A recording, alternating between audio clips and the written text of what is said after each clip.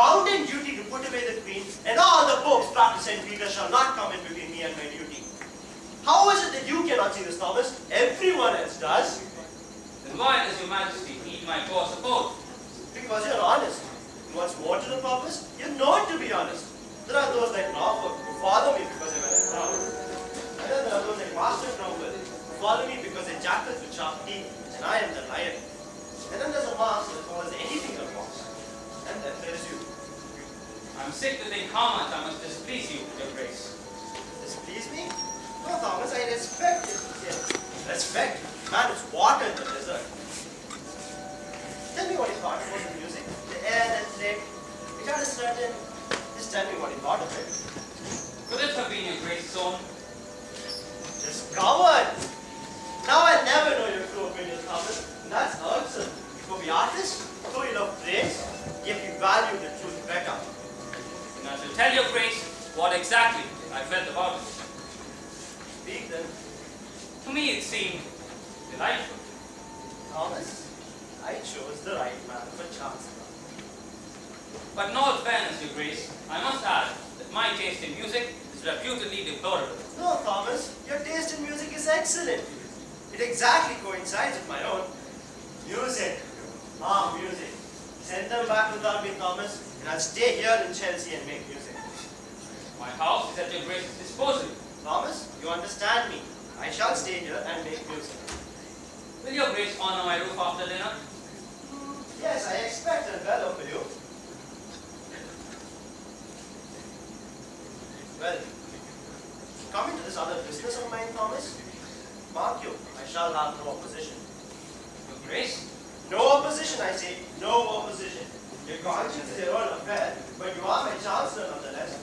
There, you have my word. You shall not be included, but I shall have no opposition. I see how it will be. The bishops who come after me, the full-fed hypocritical princes of the church. And as for the Pope, am I to burn and rot in hell? Because the Bishop of Rome, with the King of Spain's knife to his throat, must be Deuteronomy? Hypocrites! They're all hypocrites, Thomas. Mind they do not take you in. Lie low if you will, but I shall prove to opposition. No writings, no letters, no signs, no pamphlets, no opposition, Thomas. Mind it. Your Grace is unjust. I am your loyal minister, and if there's anything I can do to help you in this great matter of the Queen... I have no queen! Catherine is not my wife, and no priest can make her so. And those that say she's my wife are not only liars, Thomas, but traitors. Mind it, Thomas. Am I a babbler, Your Grace? No, you're stubborn. Well, if you come with me, I shall raise you the soonest. Yes, with my own hand. Oh, Your Grace overwhelms me.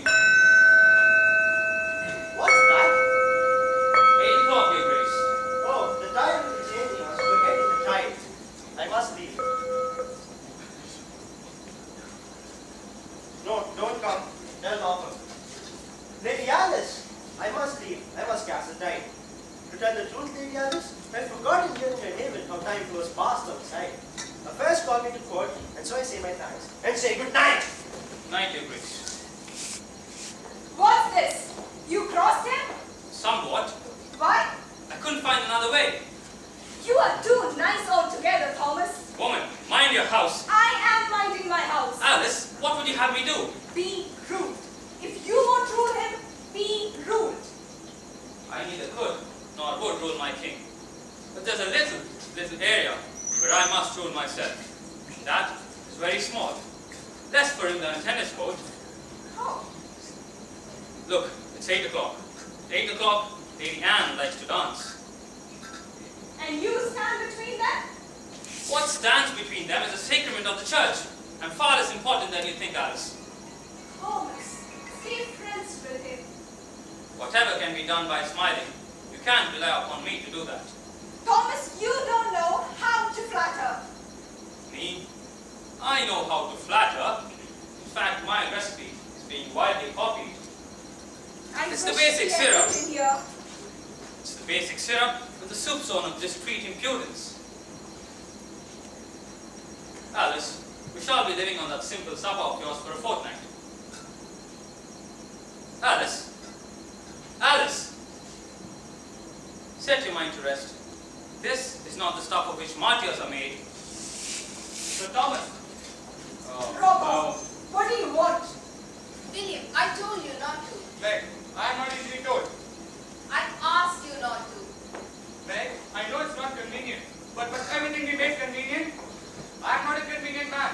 I have an inconvenient conscience. Joshua's trumpet. One noted a brass conscience, and my dollars was down. You raised us, Sir Thomas.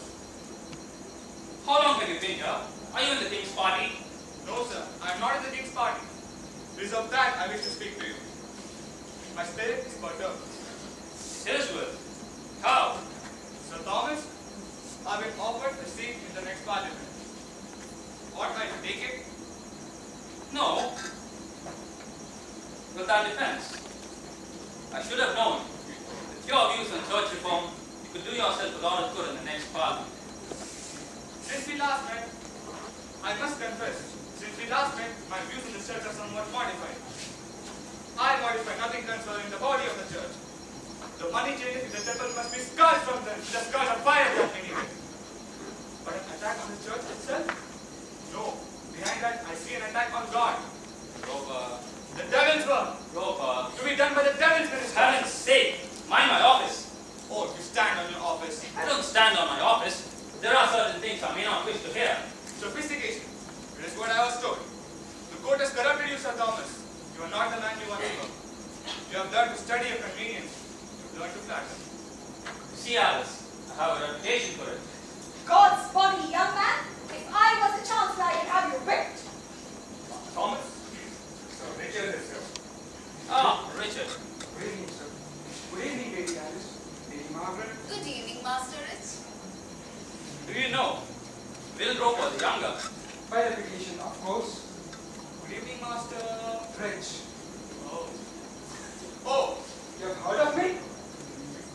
yes. In what connection? I don't know what you have heard of me. I sense that I am not welcome here. Why, Richard? Have you done something that should make you not welcome? Why? Do you suspect me of it? I shan't begin to. Cromwell is asking questions about you particularly. He is continually collecting information about you. I know it. Matthew, wait a minute. That's one of his sources. Of course, it's one of my servants. Senor Charles, the Spanish ambassador. Collects information too. It's one of his functions. You look at me as if I were an enemy. Why, Richard? You're shaking. I'm adrift. Help me. How? Employ me. No. Employ me. No! I would be steadfast. Richard, you couldn't speak for yourself even so far as tonight. Arrest him. Yes, arrest him. Why? He's a dangerous man. For the Ben, he's a spy. Yes, he is. Arrest him. Father, that man's bad. There's no law against us, Meg. There is. God's law. God can arrest him. Sophistication upon sophistication. No! Sheer simplicity. The law, Roper, the law. I know what's legal, and I know what's not right, and I shall stick to what's legal. Now you set man's law above God's. No, far below. But let me get your attention to one thing, young man.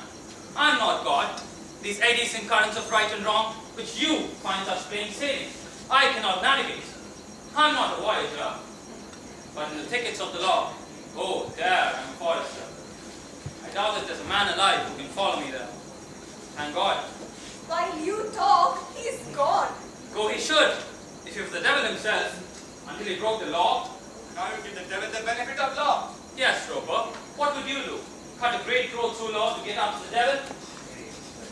I cut out every law in England to do that. Oh, will you? And when the last law was down, and when the devil comes round on you, what would you do then? Well, where will you hide? All the laws being flat. This country is filled thick with laws, from coast to coast. Man's laws, not God's. And if you cut them down, and you're just the man to do it, do you really think you can stand in the wind that blows after? I shall give the devil the benefit of the law. For my own safety's sake, I have long suspected this. This is the golden cup. The law is your God. Roper, Roper. God's my God. him rather too subtle. I don't know where he is or what he wants. My God wants service to the end unlimited. Nothing else. Are you sure that's God? It sounds more like Moloch. But yes, indeed, that could be God. But then, whoever hunts for me, Roper, the devil or God, he shall find me hiding deep in the thickest of the law. And I shall hide my daughter, not hoisted up in the main mast of its ego and principles. They put about too nimbly. Oh, that was harsh. What's happened here? He won't abide by any fool. That's all. Be off. Hide you? Hide you from what? He didn't mention about hiding me. Did you notice? Maybe I'm just too fat to hide, I suppose. You know that he meant the both of us. I'm from God. I don't know, and I don't think he knows. He hasn't spoken one single direct word to me since this divorce came up. It's not God who has gone subtle, it's him.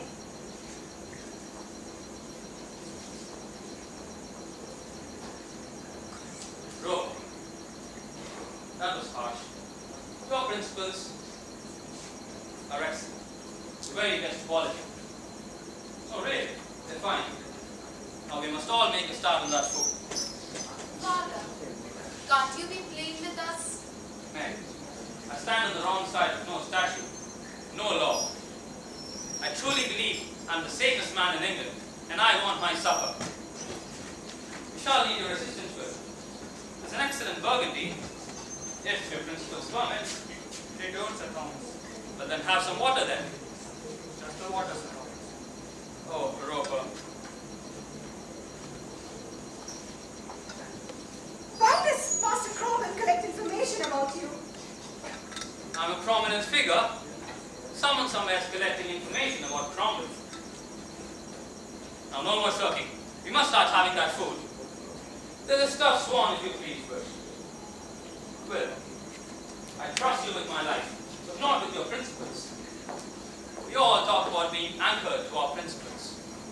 But then, when the wind turns nasty, you up with an anchor and lay it down where the wind's low, and the fishing's better.